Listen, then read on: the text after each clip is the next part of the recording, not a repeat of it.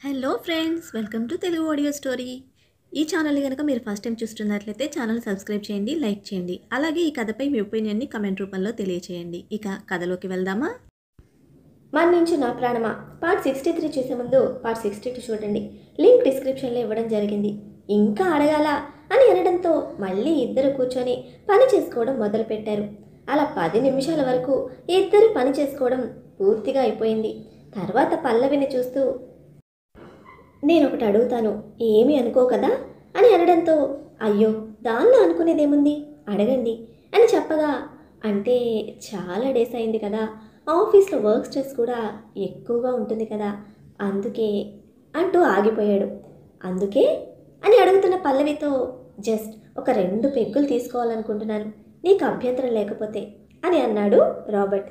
దానికి పల్లవి ఏదో ఆలోచిస్తూ సైలెంట్గా ఉండగా, నీకు ఇష్టం లేకపోతే వద్దులే అని చెప్పడంతో, అయ్యో నా అభిప్రాయం అది కాదు, ఒకవేళ మధ్యరాత్రిలో బాబు లేస్తే ఎలా అని ఆలోచిస్తున్నాను అని చెప్పగా, నువ్వు అంత టెన్షన్ పడాల్సిన అవసరమే లేదు, నేను నా ముందు జాగ్రత్తలో నేనుంటాను, వాడి ముందు చెడ్డవడం నాకేమైనా ఇష్టమా ఏంటి అని అడిగాడు రాబర్ట్. అలా అయితే మీ ఇష్టం అని చెప్పడంతో, మరి నువ్వు నాకు కంపెనీ ఇస్తావా అని అడగ్గా, చిచి నేను మందు తాగను అని అంది పల్లవి. దానికి గట్టిగా నవ్వేస్తూ, కంపెనీ ఇవ్వడం అంటే మందు తాగడం కాదు మేడం, పక్కన కూర్చొని కబుర్లు చెప్పడం అని అనడంతో, అలాగా అంటూ సరే అని చెప్పగా ఇద్దరూ చాలాసేపు కూర్చొని కబుర్లు చెప్పుకున్నారు.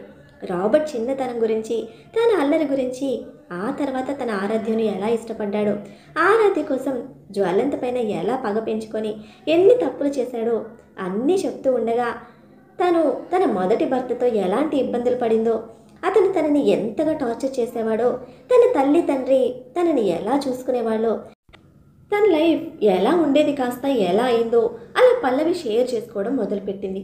అలా దాదాపు 2 గంటలు వాళ్ళిద్దరి మనసుల మధ్య ఉన్న దూరం పూర్తిగా చెరిగిపోగా, ఇద్దరికి అప్పటి వరకు ఏదో మూలలో ఉన్న ఒకరిపై మరొకరికి ఉన్న చెడు అభిప్రాయాలు పూర్తిగా తొలగిపోయి వాళ్ళ మనసులు నిశ్చింతగా స్వచ్ఛంగా మారిపోయాయి.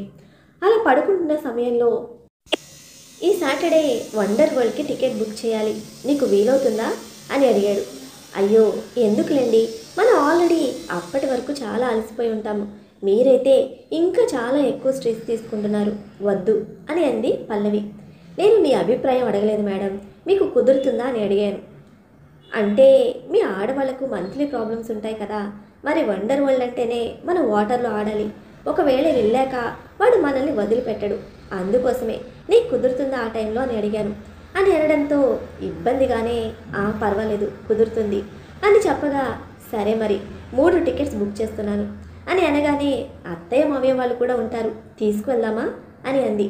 తీసుకెళ్ళొచ్చు, తప్పులేదు, కానీ వాళ్ళు రావాలి కదా, ఇప్పుడు ఈ మోకాళ్ళ నొప్పులతో మమ్మీ వండర్ల్యాండ్ వచ్చి వాటర్లో స్విమ్ చేస్తుందని అనుకుంటున్నావా?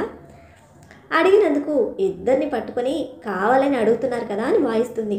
నీకు మా మమ్మీకి సంగతి తెలియదు, పైకి మాత్రమే సావిత్రిలా కనబడుతుంది, క్వాలిటీస్ అన్నీ సూర్యకాంతం తెలుసా అని అనడంతో, అబ్బా అలా మాట్లాడుతున్నారేంటి అంటూ నోటి మీద చెయ్యి వేసుకొని ఆశ్చర్యంగా అనగా, ఉన్నది చెప్తున్నాను, జాగ్రత్తగా ఉండు మా మమ్మీ గురించి మాట్లాడేటప్పుడు అని నవ్వుతూ, అలా అని మరీ చెడ్డదేం కాదులే, చాలా మంచిది, బాగా అర్థం చేసుకుంటుంది, కానీ ఇంతవరకు తనలో అత్తగారు అనే క్యారెక్టర్ రానట్టుంది, అందుకే నువ్వు ఇంత ప్రశాంతంగా నాతో ఆఫీస్కి రాగలుగుతున్నావు అని అనడంతో, మీరు ఇలా అత్తయ్య గురించి అంటున్నట్లు నేను తనకు చెప్తాను అని పల్లవి అనగానే బిక్కమోహం వేసి, నేనేదో ఆలోచించి నీకు హెల్ప్ చేయాలని చూశాను, కానీ నువ్వు ఇలా నన్ను బుక్ చేస్తావని అనుకోలేదు అని అనగానే నవ్వేసింది పల్లవి.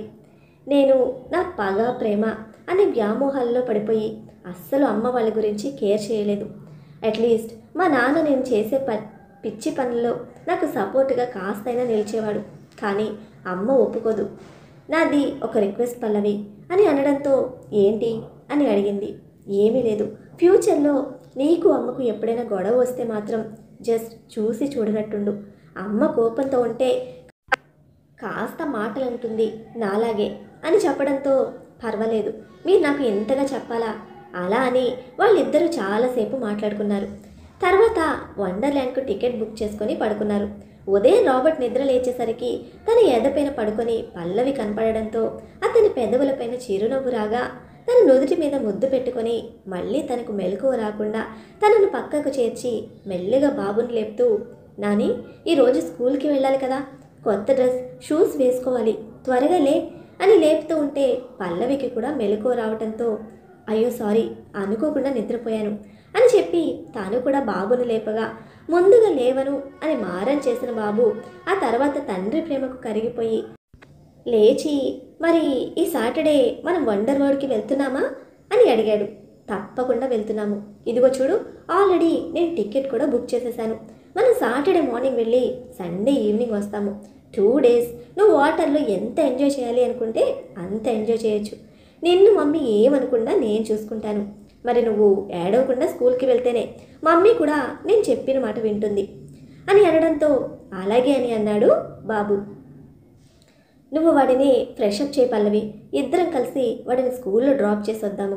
ఫస్ట్ డే కదా, బెంగకు కూడా ఉంటాడు, మన ఇద్దరం వెళ్తే కాస్త కాన్ఫిడెన్స్ వస్తుంది వాడిలో అని అనడంతో అలాగే అని అంది పల్లవి.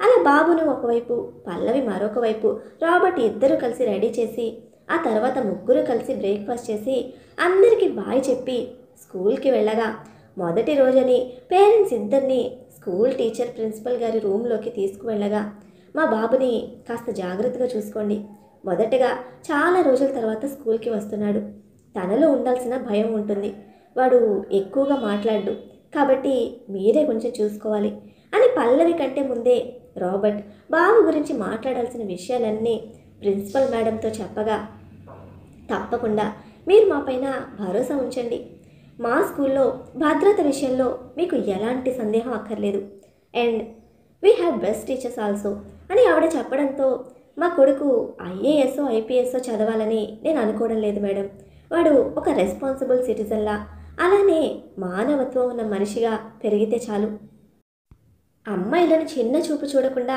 పరిస్థితులను అడ్వాంటేజ్ తీసుకోకుండా ప్రతి ఒక్కరిలో తన తల్లిని చూసుకునేలా పెంచే బాధ్యత మీదే అని అనడంతో అందరూ పేరెంట్స్ మీలా ఆలోచిస్తే చాలా బాగుంటుంది అని అన్నారు ఆవిడ.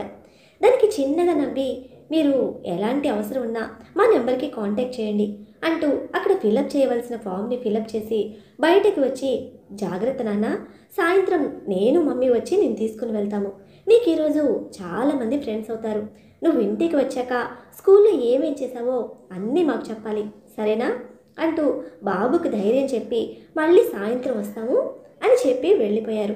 అలా వాళ్ళ కారు ఎక్కగానే థ్యాంక్ యూ సో మచ్ అండి అని పల్లవి రాబర్ట్తో చెప్పడంతో, ఎందుకు అని అడగ్గా, అవన్నీ మీరే మాట్లాడేశారు మేడంతో, నిజంగా మీరు మాట్లాడిన విధానం నాకు చాలా నచ్చింది, ఐఎమ్ సో హ్యాపీ, నిజంగా మీరు అంటున్నట్లు అమ్మాయిని జాగ్రత్తగా ఉండమని చెప్పడం ఎంత ముఖ్యమో ప్రతి అబ్బాయికి కూడా అమ్మాయిని గౌరవించాలి అని చెప్పడం అంతే ముఖ్యం అని చెప్పడంతో, అవును అది లేకనే కదా నేను ఇలా తయారయ్యాను అని అనుకుంటూ ఉండగా, ఏంటి ఏమన్నారు అని అడిగింది.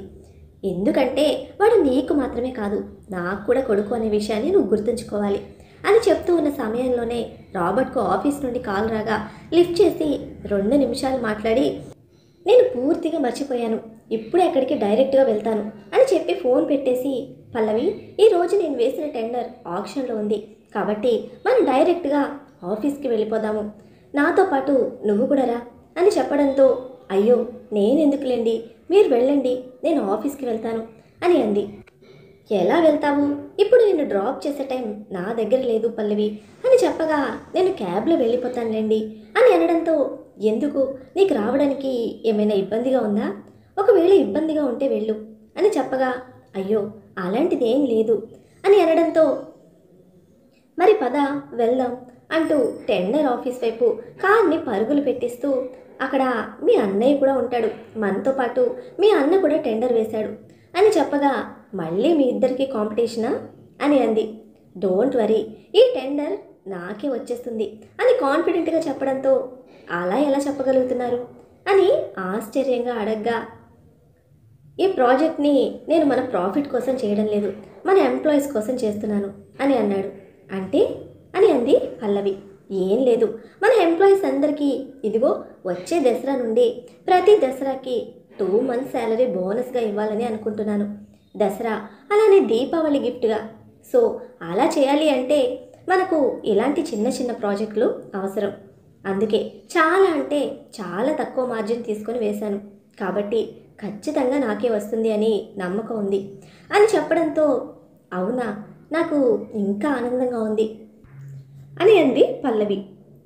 అలా వాళ్ళు చేరుకునేసరికి అప్పటికే జ్వలంత్ కూడా వచ్చి ఉండడంతో ఇద్దరిని పలకరించి, ఏంటి మేడం, మీ ఆయన్ని ఒంటరిగా ఎక్కడికి వదలటం లేదా, ఇక్కడికి కూడా వచ్చేసావు అని అన్నాక, లేదు లేదు, ఇద్దరం బాబుని స్కూల్లో డ్రాప్ చేసి వెళ్తున్నప్పుడు ఇదిగో ఈ ఫోన్ వచ్చింది. అసలు నేను ఈరోజు టెండర్ ఆప్షన్ అనే విషయం కూడా మర్చిపోయాను. అందుకే తనని డ్రాప్ చేసే టైం లేక ఇటు నేనే తీసుకువచ్చేసాను అని అనగానే, అబ్బా, నేను మీ ఆవిడని ఏమీ అనలేదయ్యా బాబు, నువ్వు అంతగా నాకు ఎక్స్ప్లెనేషన్ ఇవ్వాల్సిన అవసరం లేదు అని నవ్వాడు జ్వలంత్. ఆ నవ్వులో ఇద్దరు కూడా జత కలిపారు. అంతలోనే లోపల నుండి కాల్ రావడంతో వెళ్ళి చూడగా అనుకున్నట్టుగానే రాబర్ట్ కంపెనీకే టెండర్ వచ్చింది. అందరూ హ్యాపీగా విషెస్ చెప్పగా రాబర్ట్ అంటే పడని ఒక వ్యక్తి మాత్రం తన దగ్గరికి వచ్చి పల్లవిని పైనుండి కింద వరకు చూస్తూ, ఏంటి రాబర్ట్, నీకు అదృష్టం చాలా బాగా పట్టినట్టుగా ఉంది. ఇంతకుముందు ఒక్కటంటే ఒక్క టెండర్ కూడా వచ్చేది కాదు, ఇప్పుడేమో ప్రతి టెండర్ నీకే వస్తుంది. ఆ అదృష్టానికి కారణం ఏంటో తెలిస్తే మేం కూడా ఆ అదృష్టాన్ని మీతో పంచుకుంటాము.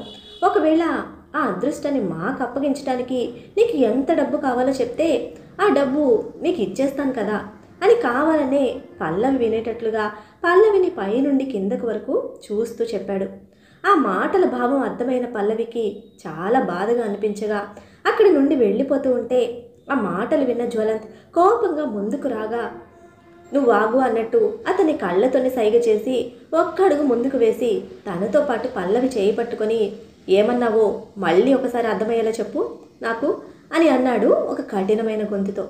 కళ్ళల్లో చింత నిప్పులు తిరుగుతూ ఉంటే రాబర్ట్ కోపాన్ని చూసి భయపడ్డతను, అయ్యో నేనేమనట్లేదు, ఇంతకుముందు నీకు ఒక్కటి కూడా వచ్చేది కాదు, అలాంటిది నీకు ఇప్పుడు అన్ని ప్రాజెక్ట్స్ వస్తున్నాయి అంటే నీ లక్ చాలా బాగుంది అని అంటున్నాను అంతే అని మాట మార్చాడు. చూడు, నువ్వేమన్నావో నాకు అర్థమైంది, అది కూడా అర్థం కాలేనంత వెర్రి ఫ్లవర్ని అనుకుంటున్నావా నన్ను ఏంటి అని అనగానే,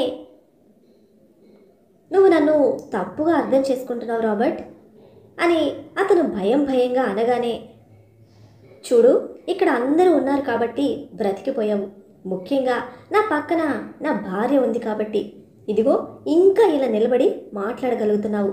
అదే నేను ఓల్డ్ రాబర్ట్ని అయి ఉంటే ఇక్కడ తను లేకపోయినా ఇప్పటికే నీ డెత్ న్యూస్ అనేది మీ ఇల్లు చేరిపోయేది. నెక్స్ట్ టైం నుండి ఈ ఆప్షన్కి నువ్వు కాకుండా నీ కొడుకునో లేక నీ భార్యనో వచ్చేవాళ్ళు, నీ సంవత్సరికానికి మేం వచ్చేవాళ్ళం, అర్థమవుతుందా? ఇంకొక్కసారి నా గురించి కానీ నా కుటుంబం గురించి కానీ తప్పుగా మాట్లాడినా కూడా, ఇలా పిచ్చిగా వాగినా లేదా ఇష్టం వచ్చినట్టు మాట్లాడడానికి ప్రయత్నించినా చెప్తున్నాను కదా, నెక్స్ట్ బర్త్డేకి నువ్వుండవు, సరేనా అని చెప్పగా నీళ్లు నములుతూ సారీ అని అన్నాడు అతను. అది జాగ్రత్త అని అనుకుంటూ బయటకు వెళ్తూ జ్వలంత్ని చూసి, నేను ఆఫీస్కి వెళ్తున్నాను అని చెప్పగా, నేను కూడా ఆఫీస్కి వెళ్ళిపోవాలి రాబర్ట్ అని జ్వలంత్ అనగానే, సరే మరి తర్వాత కలుద్దాం అని చెప్పి వెళ్ళిపోయారు. కార్ డ్రైవ్ చేస్తున్నంతసేపు కూడా ఫుల్ సీరియస్గా ఉన్న రాబర్ట్ను పలకరించడానికి భయంగా ఉన్న పల్లవి కార్ విండోలో నుండి బయటకు చూస్తూ కూర్చుంది. కాసేపటికి సైలెన్స్ని బ్రేక్ చేస్తూ, ఇప్పుడు వండర్ల్యాండ్ వెళ్తే అక్కడ మీకు వాటర్లో వేసుకోవడానికి క్లోత్స్ ఉన్నాయా అని అడగ్గా, లేవు చూడాలి, నేను కూడా అదే అనుకుంటున్నాను, సాయంత్రం పని త్వరగా అయిపోతే షాపింగ్కి వెళ్ళాలనుంది అని అనడంతో, నేను కూడా వస్తాను, ముగ్గురం వెళ్దాం, నాకు కూడా అసలు షాపింగ్ చేసి చాలా రోజులైంది, నేను కూడా క్లోత్స్ తీసుకోవాలి అని చెప్పగా, సరే మరి ఈరోజు వర్క్ కూడా ఎక్కువగా లేదు కదా, ఈవినింగ్ వెళ్దామని అనుకున్నారు. అప్పటికే రాబర్ట్ మూడ్ మారిపోయింది అని అర్థం చేసుకొని, ఎందుకు అంత కోపం తెచ్చుకుంటారు మీరు అని అనడంతో, నేనెక్కడ తెచ్చుకున్నాను అని అనగానే, వాడితో అంత కోపంగా మాట్లాడారు కదా అని అడిగింది చిన్నగా నవ్వి. అది కోపం అనుకుంటున్నావా పల్లవి? అసలు అది నా దృష్టిలో కోపం కిందకి రానే రాదు, అస్సలు నా కోపం చూసి నువ్వు దడుచుకుంటావేమో అని అనడంతో, వాడితో అంత మాట్లాడేశారు, పాపం వాడికి కింద పడిపోయినట్లుగా ఉంది అని చెప్పగానే, నువ్వు అక్కడ ఉన్నావు కాబట్టే వాడు బ్రతికిపోయాడు, నువ్వు అక్కడ లేకపోయి ఉంటేనా ఇప్పటికే వాడు హాస్పిటల్లో ఉండేవాడు అని అనడంతో, ఇలా కోపం తెచ్చుకోవడం కరెక్ట్ కాదు, అది మన శత్రువుగా మారి కూర్చుంటుంది అని అనగానే, నేను ఒక్కప్పటిలా లేనులే పల్లవి, ప్రతి చిన్నదానికి కోపం తెచ్చుకోవడానికి. ఇప్పుడు నేను నిజంగానే పూర్తిగా మారిపోయాను, అవసరమైన వాటికి కోపం వస్తుందిలే అని అనడంతో, ఒకవేళ ఎప్పుడైనా నా పైన మీకు కోపం వస్తే కూడా ఇలానే మాట్లాడతారా అని అంది. దానికి గట్టిగా నవ్వేస్తూ, అంత కోపం కలిగించే పని నువ్వేం చేస్తావు, ఏం చేయవు కదా అని అనగానే, కోపం వస్తే తెలియకుండా అని అనడంతో, నా అని అనుకున్న దగ్గర కంట్రోల్ చేసుకోవడం నాకు వచ్చేసింది, సో నువ్వు టెన్షన్ పడాల్సిన అవసరం లేదు అని అన్నాడు.